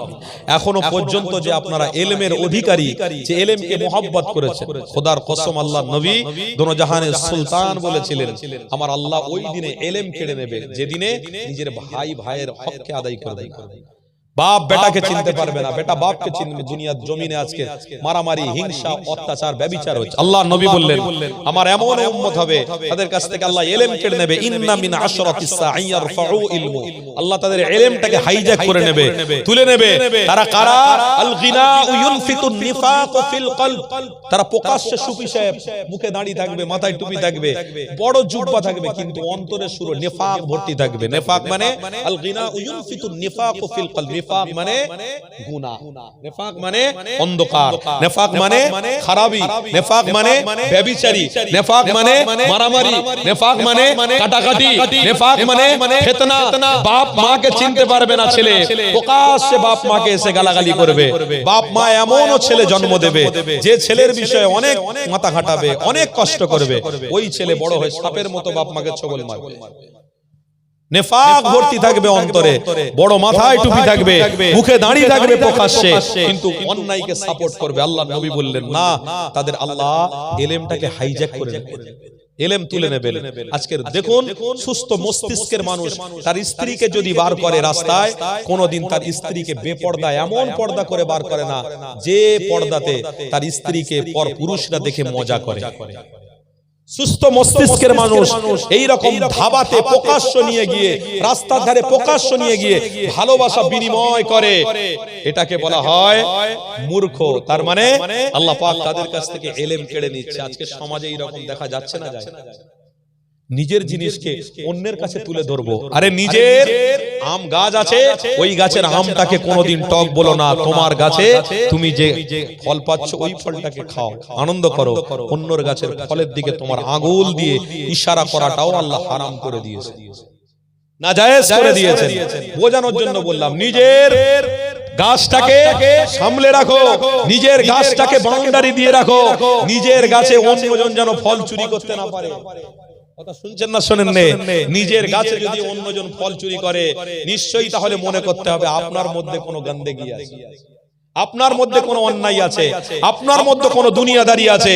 সঠিক এলেম আপনি চিনতে পারেননি, সঠিক এলেম আপনার অন্তরে বসাতে পারেননি, তাই অন্যরা আপনার গাছে হামলা করছে, অন্যরা আপনার গাছে হামলা করছে। আপনি যদি আপনার গাছকে জাহান্নামের আগুন থেকে বাঁচানোর জন্য একটু গাছকে ভালো করে খোল টোল দিয়ে, চারিদিকে ব্যারিকেড দিয়ে, সুন্দর করে দিয়ে ওই গাছটাকে তুলতেন, দেখতেন ওই গাছে কেউ নজর দিত না। কেন? ওই গাছটা আল্লাহর জান্নাতি গাছ হয়ে গেছে। অত সহজ নয়, বুঝতে পারছেন না? পারেন? এই গাছটা জান্নাতি হয়ে গেছে। তাহলে আপনি আপনার স্ত্রীকে নিয়ে প্রকাশ্যে রাস্তার দাঁড়িয়ে দাঁড়িয়ে ভালোবাসা বিনিময় করছেন। আপনার ছেলে আর আপনার বৌমা যখন বিয়ে করবে তখন কি হবে? আপনার থেকে তো বেশি বাড়াবাড়ি করবে, আপনার থেকে তো বেশি উচ্চতা বাড়াবাড়ি যাবে না। আপনি যেমন করেছেন তার থেকে তো 100 গুণ তারা বেশি করবে। অত সহজ নয়। আল্লাহ নবী বললেন, আল গিনা ইউনফিতুন নিফাকু ফিল কলব, তাদের অন্তরে শুধু গিনা থাকবে, হিংসা থাকবে, মারামারি থাকবে। আর একটা জায়গা আমার নবী বললেন, আল খামরু উম্মুল খাবাইস। আল্লাহ নবী বলে গেলেন, প্রকাশ্য স্ত্রীদেরকে নিয়ে গিয়ে দুনিয়াদারির মধ্যে এমন তারা পড়ে যাবে, বলবে ওই জিনিসটা মজার জিনিস, খাও, তুমিও একটু খাও, আমিও একটু খাই। শুনছেন না শোনেন? তারা বলবে তুমিও একটু খাও, আমিও একটু খাই। তার মানে আমি মুসলমান, আমার আইডেন্টি ছিল, আমার পরিচয় ছিল খুব ভালো, কিন্তু রাস্তার ধারে দাঁড়িয়ে দাঁড়িয়ে আমার স্ত্রীকে আমি খুশি করছি কি দিয়ে? অ্যালকোহল। ঘরের পাশে যখন আগুন লাগে অবশ্যই ঘরের মানুষদের একটু বুক কাঁপাকাঁপি করে না? করে। আগুন এখানে লেগেছে মানে আমার ঘরেও আগুন লেগে যাবে। কথা ঠিক বলছি না? বলছি। ঘরের পাশে আগুন ধরলে আমাদেরও চিন্তা বাড়ে যে কি করে আমরা আমাদের ঘরে আগুনকে নিভাবো। সব রেডি করে রাখ রে, বালতি ফালতি সব রেডি করে রাখ। কেন? এখনো পর্যন্ত ফায়ার ব্রিগেড আসেনি, এখনো পর্যন্ত ফায়ার ব্রিগেড এসে পানির কোনো পরিকল্পনা করেনি। একটু বালতি পাল্টি রেডি করে রাখ। আমার আল্লাহ বললেন, এ আমার হাবিব, আপনি তাদেরকে জানিয়ে দেন দুনিয়ার কাজ করবে, আমার নবীর গোলামরা মুহাম্মদ রাসূলকে এলেম বলে তারা মানতে থাকবে। দুনিয়া একদিকে হয়ে যাবে, এলেম ওয়ালাদেরকে আমি একদিকে করে দেব। কেন? দাজ্জালও আসবে উম্মতকে ঈমান নষ্ট করার জন্য, উম্মতের ঈমানকে দুর্বল করার জন্য, আর ইমাম মেহেদীও আসবে আবার মুহাম্মদ রাসূল এত বড় এলেম তেনার পরিচয়কে ঘটানোর জন্য। এত সহজ নয়। তাই আমরা এই রকম কাজ না করি যাতে আল্লাহ আমাদের এলেমটাকে হাইজ্যাক না করে। আল্লাহ নবী দিন দুনিয়ার বাদশা হাবিবুল্লাহ জানাতে লাগলেন, হে আমার সাহাবারা শুনে রেখে দিও, আমি রাসূলুল্লাহ জানিয়ে দিই, এমন একটা দিন আসবে যেদিন ইবলিস শয়তানের অনুসারীরা আস্তে আস্তে করে জাহান্নামের দিকে এগিয়ে যাবে। আমি রাসূলুল্লাহ তাদের জন্য ওয়াজাবাত লাহু শাফাআতি, শাফাআত তাদের জন্য কবুল করব না, মুক্তি তাদের জন্য করব না। আল্লাহ পাক নিজে জানাতে লাগলেন, হে আমার হাবিব, আপনি এত কষ্ট করেছেন, এতটা মেহনত করেছেন, আপনার সাহাবাদের আপনি সঠিক পথ দেখাচ্ছেন। যদি এই সাহাবারা আপনার মুনাফিকি করে, এই সাহাবারা আপনার বিরুদ্ধে কথা বলে, মনে রেখে দিও আমি আল্লাহ তাদের এলেমকে হাইজ্যাক করে নিয়েছি। হে যুবকেরা, হে মানবী বিদ্যমানেরা মনে রেখে দিও আল্লাহ নবীর অনুসারীরা খবরদার আমার নবী ভুলে যাবেন না গো আল্লাহ নবীকে যেদিন থেকে ছেড়ে দেবেন সেই দিন থেকে মূর্খ আল্লাহ বানিয়ে দেবে আমি বলছি না গো আল্লাহ নবী পাক জবানে জানাতে লেগেছেন ইন্না মিন আশরাতিস সাআ আইয়ারফাউ ইলমু ওয়া ইয়াসবুতাল জাহালু জাহালু মানে মূর্খ এই মূর্খ আল্লাহ বানিয়ে দেবে কাদেরকে যেদিনে সঠিক এলেম মুহাম্মদ রাসূলকে যখন ভুলে যাবে এই যুবকেরা তরুণীরা আব্বারা নবীর গোলামেরা আল্লাহ নবীকে কোনোদিন ভুলবেন না গো ইমানি মাহফিল দিয়ে হলেও নবীকে মহব্বত করো মসজিদে নামাজ পড়ে হলেও রাসূলকে মহব্বত করো নিজের স্ত্রীকে জাহান্নামের আগুন থেকে বাঁচানোর জন্য আল্লাহ নবী দেখানো পথ অনুসরণ করে এগিয়ে চলো এই যুবকেরা আমার নবীর দিওয়ানারা মনে রেখে দিও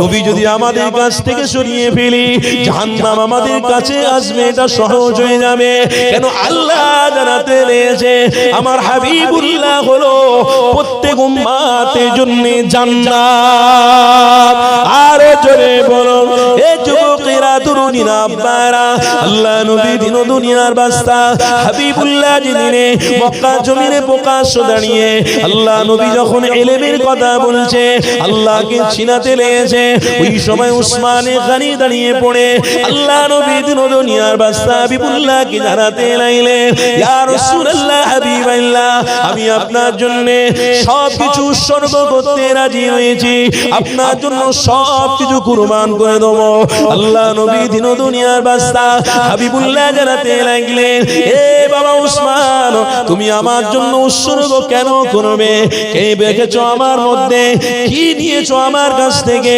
আল্লাহ নবী দিন দুনিয়ার বাস্তা হাবিবে সাহাবী উসমানে গনি জানাতে লাগলেন ইয়া রাসূলুল্লাহ হাবিবাল্লাহ আমি উসমান যা দেখেছি অন্য কেউ দেখেছে কি জানি না আপনি যখন রাস্তা দিয়ে সফর করতে লেগেছিলেন ঠিক ওই সময়তে আমি উসমান দেখেছি আপনি এত বড় এলেম ওই ছোট ছোট পাথরগুলো আপনাকে চিনে সালাম দিতে লেগেছে এই যুবকেরা তরুণীরা আব্বারা শুনে রেখে দিও হযরত আবু বকর সিদ্দিক জানাতে লাগলেন ইয়া রাসূলুল্লাহ হাবিবাল্লাহ আমার জান ও মাল আপনার কদমে কুরবান করতে রাজি রাখি ইয়া রাসূলুল্লাহ হাবিবাল্লাহ আপনাকে কোনোদিন ভুলবো না আপনাকে কোনোদিন ছেড়ে দেব না আল্লাহ নবী আবু বকরকে জানাতে লাগলেন এ আবু বকর কি পেয়েছো তুমি নবীর কাছ থেকে হযরত আবু বকর জানাতে লাগলেন ইয়া রাসূলুল্লাহ হাবিবাল্লাহ আপনি যখন রাস্তায় সফর করছিলেন আমি আবু বকর নিজের চোখে দেখেছি আমার নবীর মাথার উপরে মেঘগুলো ছায়া করতে লেগেছে এই যুবকেরা তরুণীরা আব্বারা আল্লাহ নবীর সাহাবী আবু বকর জানাতে লাগলেন হুজুর আপনার জন্য এভরি টাইম দাঁড়িয়ে যাব শহীদ হয়ে যাব হুজুর আপনার জন্য যেখানে যেখানে যেতে বলবেন সেখানে সেখানে গিয়ে মোকাবিলা করব ইবলিস শয়তানের বিরুদ্ধে ইয়া রাসূলুল্লাহ হাবিবাল্লাহ হুজুর আপনি যেখানে যেখানে এভরি টাইম বলবেন সেখানে সেখানে যাব হযরত আবু বকরকে আল্লাহ নবী জিজ্ঞাসা করতে লাগলেন এ বাবা আবু বকর কি পেয়েছো বাবা কি দেখেছো হযরত আবু বকর সিদ্দিক জানাতে লাগলেন ইয়া রাসূলুল্লাহ হাবিবাল্লাহ যেদিন মক্কা জমিন ছেড়ে দিয়ে ওই মদিনা শরীফে জমিনের দিকে যাচ্ছিলেন ওই যে হীরা গুহা রয়েছে ওই পাহাড়ের ভিতরে আপনি আরাম করতেছিলেন ওই আরামরত অবস্থাতে আমার পায়ে একটা বিছা এবং সাপ কামড়েছিল ইয়া রাসূলুল্লাহ হাবিবাল্লাহ ওই জ্বালা যন্ত্রণা সহ্য করতে পারিনি আপনার চেহারা থেকে আপনার জবান থেকে একটু থুতু নিয়ে আবু বকরের জায়গায় লাগিয়ে দিয়েছিল আমি আবু বকর সাপের বিষ অনুভব করতে পারিনি এই যুবকেরা তরুণীরা আপনারা ইনি হলেন সর্বজ্ঞানের জ্ঞানী ইনি হলেন শ্রেষ্ঠ জ্ঞানী ইনাকে মহব্বত করো এগিয়ে চলো ইনি ছাড়া অন্য জান্নাতে যাবে না ইনি ছাড়া অন্য নাজাত পাবে না তাই নবী আল্লাহ পাক আমার রাসূলকে এতটা জ্ঞানী বানিয়েছিল আমার হাবিবকে এতটা মহব্বত করেছিল এই যুবক আল্লাহ নবী যখনই খুশি আনন্দ করেছে তখনই আমার আল্লাহ খুশি হয়েছে আল্লাহ নবী যখনই দুঃখ পেয়ে পেয়েছে, তখনই আমার আল্লাহ দুঃখ পেয়েছে। এই যুবকেরা তরুণীরা একটা কথা বলতে বলতে আমার মনে পড়ে গেল, আরে নবী নবী আমার ওই মক্কা জমিনে বড় দুঃখ করে দাঁড়িয়ে রয়েছে। আল্লাহ নবী দুঃখ পেয়েছে, আমার আল্লাহ জানে, বুঝতে পেরেছে। হযরত জিবরাইল ফেরেশতাকে পাঠিয়ে দিয়েছে, এ জিবরাইল যাও, আমার রাসূলুল্লাহ কেন দুঃখ পাচ্ছে, আমার হাবিবের কেন দুঃখ হয়। হযরত জিবরাইল ফেরেশতা এসে আল্লাহ নবীর দুনিয়া বাদশা হাবিবুল্লাহকে জানাতে লাগলেন, ইয়া রাসূলুল্লাহ হাবিবাল্লাহ, হুজুর আপনি কেন দুঃখ পান, হুজুর আপনি কেন কষ্ট পান, আল্লাহ আমাকে পাঠিয়েছে জানার জন্য। আল্লাহ নবী জানাতে লাগলেন, এ জিবরাইল রে, আমার কোনো দুঃখ কষ্ট নেই, তবে একটাই দুঃখ, সেটাই হলো আমার উম্মত যেন জাহান্নামী না হয়ে যায়। আর জোরে বলুন, এ যুবকেরা তরুণীরা, আল্লাহ নবী আপনাকে আমাকে নিয়ে ভেবেছে গো, সেই নবী হারা হয়ে যাব না গো, ওই নবী কোনোদিন ছেড়ে দেবো না গো। হ্যাঁ, অর্থের লোভে পড়ে আমার রাসূলকে ভুলে যাব না, হ্যাঁ দুনিয়াদারি করতে করতে আমার হাবিবকে ছেড়ে দেবো না। এ নবীর উম্মতীরা, আমার রাসূলুল্লাহ কোনো মতে ভোলা যাবে না। আরে কি এলেম আল্লাহ আপনাকে আমাকে নসিব করেছে। আল্লাহ নবী দোনো জাহানের সুলতানকে হযরত জিবরাইল ফেরেশতা জানাতে লাগলেন, ইয়া রাসূলুল্লাহ হাবিবাল্লাহ, জানি না আল্লাহ আপনাকে খুশির খবর দিয়েছে। এ জিবরাইল, কি খুশির খবর দিয়েছে আল্লাহ? ইয়া রাসূলুল্লাহ হাবিবাল্লাহ, খুশিটা হলো আল্লাহ আপনার সাথে ডাইরেক্ট দিদার দেবে বলেছে। আরো জোরে হবে না? সেই এলেমের সাথে আমাদের সম্পর্ক রাখতে হবে জান্নাতে যাওয়ার জন্য। কথা ঠিক না বলবি? সেই এলেমের সাথে আমাদের সম্পর্ক রাখতে হবে। ইমানি মাহফিলে এসে প্রকাশ্য আল্লাহকে দেখাতে হবে, আল্লাহ আমি নবীর অনুসারী। শুধু মুখে বললে হবে না, কাজে প্র্যাকটিক্যালি করে দেখাতে হবে। বিয়ে করেছেন, স্ত্রীকে আপনি গহনা দেবেন না, এটা হতে পারে না। স্ত্রী যেটা বলবে সেটা করতে হবে। তবে মাথায় উঠলে তাকে নিচে নামাতেও আপনাকে হবে। শরীয়তের উপরে স্ত্রী নয়। কথা শুনছেন না? শোনেন, এত সহজ নয়। আল্লাহ নবী সেই এলেম আমাকে আপনাকে আল্লাহ দিয়েছেন, যে এলেমের সাথে আল্লাহ দিদার করেছেন, সেই এলেমের অনুসারী আল্লাহ আমাকে আপনাকে বানিয়েছেন। বলুন আলহামদুলিল্লাহ, জোরে বলুন আলহামদুলিল্লাহ। কষ্ট হচ্ছে, তাকবীর দেন না, নারে তাকবীর। আর একটু মহব্বতে তাকবীর দেন না, নারে তাকবীর। মাশাআল্লাহ। আমার বাপ ভাইরা কি আমার কথায় কি দুঃখ পাচ্ছেন নাকি? কষ্ট পাচ্ছে? অসুবিধা হচ্ছে না? আমার বাপ ভাইরা একটুখানি চা দিয়েছে, কি করবো বলেন? হ্যাঁ, আপনারা খাবেন না, আমি একা? এটা কি করে হতে পারে? কি গো আব্বারা, ইজাজত দেবেন নাকি খাবো একটু? হ্যাঁ, ততক্ষণে দরুদ শরীফ পড়বেন ভালোবাসায়, না শুধু দরুদ শরীফ আপনারা পড়বেন আর আমি পড়বো না? তখন বলবেন বাবা হুজুরের বেলা দরুদ শরীফ নেই, আমাদের বেলা তো অনেক রকমের আছে কথা বলতে। তাহলে দরুদ শরীফ পড়তে হবে না, চুপ করে বসেন, অন্তত মনে মনে সুবহানাল্লাহ আলহামদুলিল্লাহ বলা যাবে না? তাসবিহ সুবহানাল্লাহ আলহামদুলিল্লাহ আল্লাহু আকবার, সুবহানাল্লাহ আলহামদুলিল্লাহ আল্লাহু আকবার। একটুখানি আমিও খেলি, দরুদ শরীফ পড়বো, সব একসাথে পড়বো, একসাথে জান্নাতে যাব। বলুন না ইনশাআল্লাহ, জোরে বলুন না ইনশাআল্লাহ। তাহলে মনে মনে একটুখানি সুবহানাল্লাহ আলহামদুলিল্লাহ বলেন, দেখি একটুখানি খাই। কি গো আমার কথাতে মনে আপনারা মনে হচ্ছে আজকে খুব রাগ করছেন। কাকে তুলে নিয়ে এলো কমিটি বলেন? কাকে নিয়ে তো মাথা খারাপ করে দিচ্ছে না ভাই। আপ তো পুরো প্রথম থেকে এই পর্যন্ত একটাই বার্তা আমার, এলেম চিনুন। আমার এটাই ওয়াজ চলছে, এলেম চেনাতে হবে। আর এলেম কি? মুস্তাফা জানে রহমান। জোরে বলবেন না? আর একটু মহব্বতে বলবেন না? আমরা দুর্বল নয় রে বাবা, নিজেরা দুর্বল হয়ে যাচ্ছে। আমরা সচ্ছল কেন?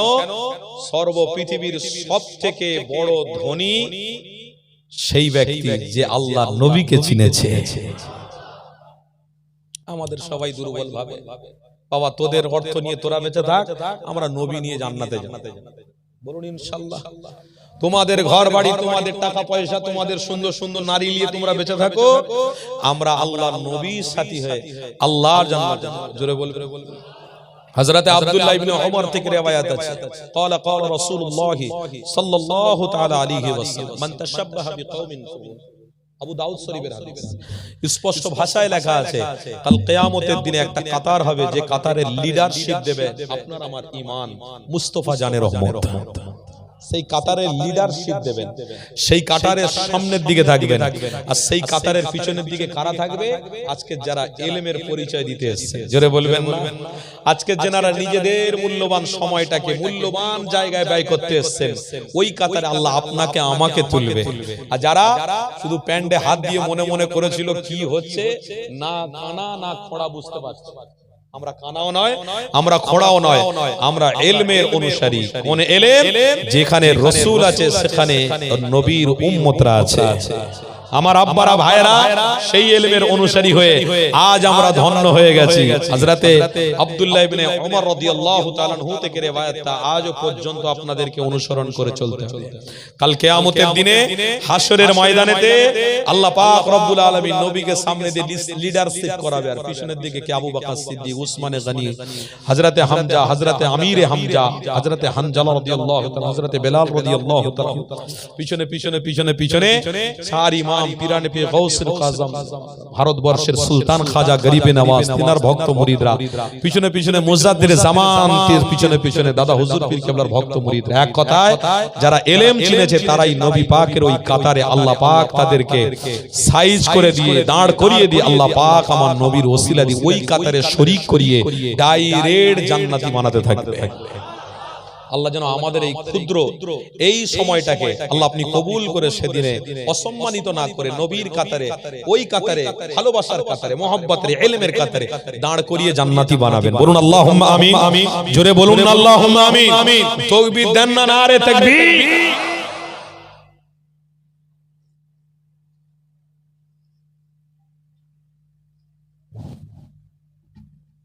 আল্লাহ দুরূদ শরীফ আল্লাহুম্মা সাল্লি আলা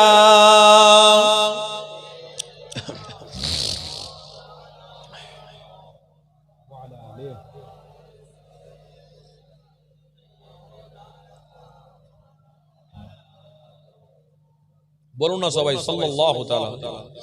আমার বাপ ভাইরা, দেখতে দেখতে আমরা 2 ঘন্টা কি করে পার করলাম বুঝতে পেরেছি? বুঝতে পেরেছি 2 ঘন্টা চলে গেছে। অনেকে তো দেরি করে এসেছে। প্রথম থেকে যে বাবাজিরা আমার বসেছিলেন, এই বাবাজি কি গো বুঝতে পেরেছো কি করে চলে গেল? ইমাম রাজি রহমাতুল্লাহ আলাইহি একটা কথা বলে, আল ওয়াক্তু আসমানু মিনাল্লাহ। সময় মানুষের চলে যাচ্ছে, মানুষ বুঝতে পারছে না। শুনছেন না? সব জিনিসের থেকে সময়টা হলো মূল্যবান। কালকের ঘুমিয়ে ঘুমিয়ে রাত্রিরে মাহফিল করে ফজরের নামাজটা পড়ে যখন ঘুমাতে যাচ্ছি মনে করছিলাম, আহারে কত সুন্দর আমাদের বয়স ছিল যখন বাল্যবেলা ছিল। মাদ্রাসার ছাত্র জীবনের কথা মনে পড়ছিল, তারপরে আস্তে আস্তে বিবাহ জীবন মনে পড়ছিল, 3টে ছোট ছোট বাচ্চা এখন বর্তমান আমার, তাদের কথা মনে পড়ছিল। আল্লাহ সময়টা আস্তে আস্তে এইরকম করে দেখি না, গোপের চুল, দাড়ির চুল, মাথার চুল তো অনেকটাই পেকেই গেছে। আল্লাহু আকবার, আল্লাহ হেফাজত করে। এই নিয়ে একটু বালিশে মাথা দিয়ে ফজরের নামাজ ভাবছিলাম, চিন্তা করছিলাম যে আল্লাহ কি করে সময়টা কাটাচ্ছে, কি করে মানুষের এইভাবে সময় চলে যাবে। কারো স্বাধীনতা থাকবে না, সব স্বাধীনতা একদিন কেড়ে নেবে আল্লাহ, সব স্বাধীনতা একদিন কেড়ে নেবে আল্লাহ। তবে কাড়ার আগে আমাদেরকে একটু মজবুত হয়ে যেতে হবে মুহাম্মদ মুস্তাফা জানের রহমতকে মহব্বত করে। আমরা রাসূলের অনুসারী আছি, ছিলাম, থাকবো। জোরে বলুন না ইনশাআল্লাহ, জোরে বলুন না ইনশাআল্লাহ। সকলে একটু উঠে দাঁড়ান তো, অনেকক্ষণ ধরে বসে আছেন, কোমর পিঠ যন্ত্রণা করছে, বুঝতে পারছি। একটু উঠে মহব্বতে দাঁড়ান তো দেখি। হ্যাঁ, ইয়া আল্লাহ।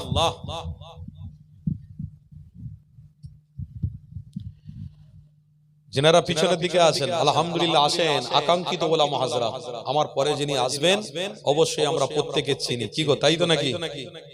জনাব মাওলানা মুফতি সাইফুল্লাহ সাহেব মাদ্দাজিল্লাহুল আলী, তিনি আলহামদুলিল্লাহ আমার পরে পরেই তিনি যত সময় আসবেন। তেনার অপেক্ষায় সব আপনারা আছেন তো নাকি? আছেন তো নাকি? তাহলে আল্লাহর রাসূলের ওসিলায় নয়, হুজুরদের অপেক্ষায়, তাই তো? শুরু করেছিলাম কটা নিয়ে, আর আস্তে আস্তে সময় গড়াচ্ছে তো, বুঝতে পারছেন? সময় এবার গড়াচ্ছে তো, কি গো সময় গড়াচ্ছে মানে আস্তে আস্তে এবারে ওই যে সব হুজুরের সেরা হুজুর বুঝতে পারছেন বাবা? একটু সরিয়ে লাও, একটু উপরে আসো। তাকবীর দেন না হুজুর, আসছেন তাকবীর দেন। নারে তাকবীর, নারে তাকবীর। জনাব মাওলানা মুফতি সাইফুল্লাহ সাহেব, জনাব মাওলানা মুফতি সাইফুল্লাহ সাহেব, নারে তাকবীর। আহলে সুন্নাত ওয়াল জামাআতের হক উলামা হযরতগণ, আহলে সুন্নাত ওয়াল জামাআতের হক উলামা হযরতগণ, সিলসিলায়ে হক মুজাদ্দিদে জামান, নারে তাকবীর। আমাদের সকলের প্রিয় হুজুর কিবলা, নারে তাকবীর। আসসালামু